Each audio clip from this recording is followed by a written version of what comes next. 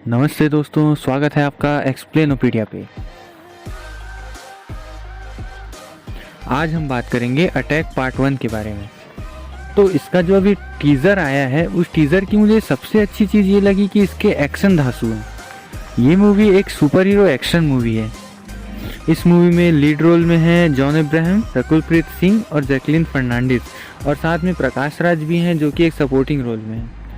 इस मूवी के डायरेक्टर हैं लक्ष्य राज आनंद, जिनकी देखा जाए तो ये डेब्यू मूवी है, मगर इससे पहले वो एक था टाइगर और बैंग बैंग जैसी मूवी में को डायरेक्टर रह चुके हैं।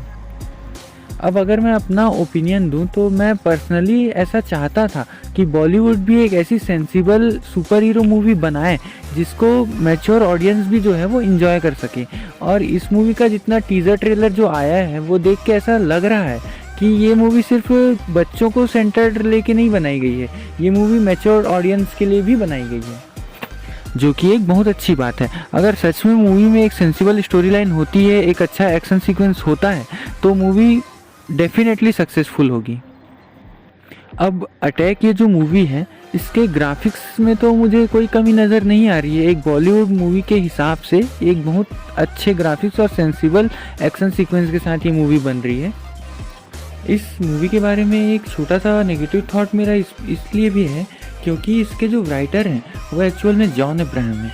अब जॉन अब्राहम की एक्टिंग के बारे में तो मैं कुछ नहीं बोलूँगा, वो एक अच्छे एक्टर हैं, लेकिन वो राइटिंग कैसे करते हैं वो हमें पता नहीं है।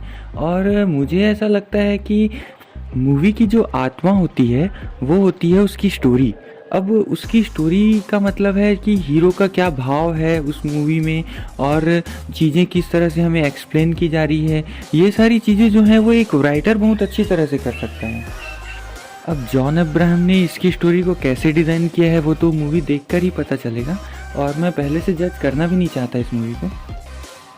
और अगर स्टोरी लाइन की बात की जाए तो टीज़र में बहुत कुछ तो रिवील नहीं किया गया है, और जो कि एक अच्छी बात भी है। नहीं तो कुछ कुछ मूवीज़ तो ऐसी होती हैं जिनके ट्रेलर में ही पूरी मूवी की स्टोरी लाइन रिवील कर दी जाती है। तो जितना मुझे अब तक समझ में आया है तो इस मूवी की स्टोरी बहुत ज़्यादा ही एक्स्ट्राऑर्डिनरी तो नहीं होगी। इसमें हमें बताया जाएगा कि जॉन अब्राहम का जो कैरेक्टर है अर्जुन, वो किसी एक्सीडेंट के कारण पैरालाइज्ड हो जाता है। फिर उसके शरीर में टेक्नोलॉजी की मदद से कुछ चेंजेस किए जाते हैं जिसके कारण उसको सुपर एबिलिटीज़ मिलती है, और फिर वो एक सुपर हीरो में ट्रांसफॉर्म हो जाता है। अब इस मूवी का जो ये कॉन्सेप्ट है ये बहुत नया नहीं है। आपने इसके पहले भी ऐसी कई मूवीज़ देखी होगी, जैसे रोबोकॉप हो गया, यूनिवर्सल सोल्जर हो गया और अपग्रेड हो गया। ऐसी हॉलीवुड की कई मूवीज़ हैं जो इस कॉन्सेप्ट को बहुत अच्छे ढंग से हमें दिखा चुकी है। तो उसके बाद भी इस मूवी को लाना और उसको अच्छे ढंग से पेश करना और कुछ नयापन करना एक बहुत बड़ा चैलेंज है। अब देखते हैं ये मूवी इसको कैसे हैंडल करती है। अब मेरा तो ये मानना है कि इस मूवी में इस स्टोरी के साथ में भी अगर अच्छे ट्विस्ट और टर्न्स दे दें और साथ में अच्छे CGIs भी हों तो ये मूवी एक सक्सेसफुल साबित हो सकती है।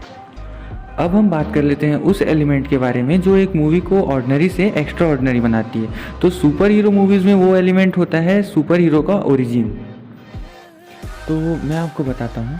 अब इस सुपर हीरो का जो ओरिजिन है वो हमें बताया है कि साइंस से है, मतलब साइंटिफिक रूप से उसका ओरिजिन है। तो अगर उसके जो सुपर पावर्स होंगे और जो उसको बनाने का तरीका है, उसका जो साइंस है उसको प्रॉपर एक्सप्लेन नहीं किया गया और दोनों के बीच में कनेक्शन ना हुआ, तो फिर ये मूवी बचकानी लगने लगेगी और फिर वो मज़ा नहीं आएगा जो आना चाहिए मूवी को देखने में। मेरा ये मतलब है कि जो अर्जुन का कैरेक्टर है जॉन अब्राहम का, उसके पास जो भी एबिलिटीज़ हैं, जो भी एबिलिटीज़ उसे मिली है, उसको अगर प्रॉपर एक्सप्लेन नहीं किया गया कि ये एबिलिटी क्यों मिली है, तो फिर मूवी का मज़ा थोड़ा कम हो जाएगा।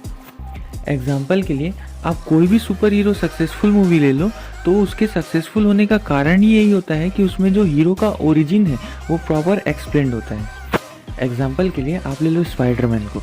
स्पाइडरमैन का ओरिजिन पूरी तरह से क्लियर है कि उसे एक रेडियो एक्टिव मकड़ी ने काटा, इस कारण से वो दीवारों पर चढ़ सकता है, वेब स्विंग कर सकता है।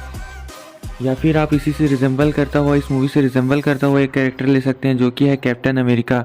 तो कैप्टन अमेरिका की पावर उसको एक सुपर सोल्जर सीरम के कारण मिली है, जिसके कारण उसकी स्ट्रेंथ बढ़ती है, स्टेमिना बढ़ता है। तो मेरा कहने का मतलब बस ये है कि हीरो को अनलिमिटेड पावर्स दे देना और उसका एक्सप्लेनेशन ही ना देना, ये मूवी को बचकाना बना देता है। तो अगर शॉर्ट में बताऊं तो इस मूवी को लेके मेरा ओपिनियन जो है वो मिक्स टाइप। अब ये मूवी एक्चुअल में कैसी है ये तो अपन को 1 अप्रैल को ही पता चलेगा, तो आप भी जाइए अपने फ्रेंड्स के साथ और देखिए। और अगर आपको मेरी वीडियो अच्छी लगी तो लाइक कीजिए, सब्सक्राइब कीजिए। धन्यवाद।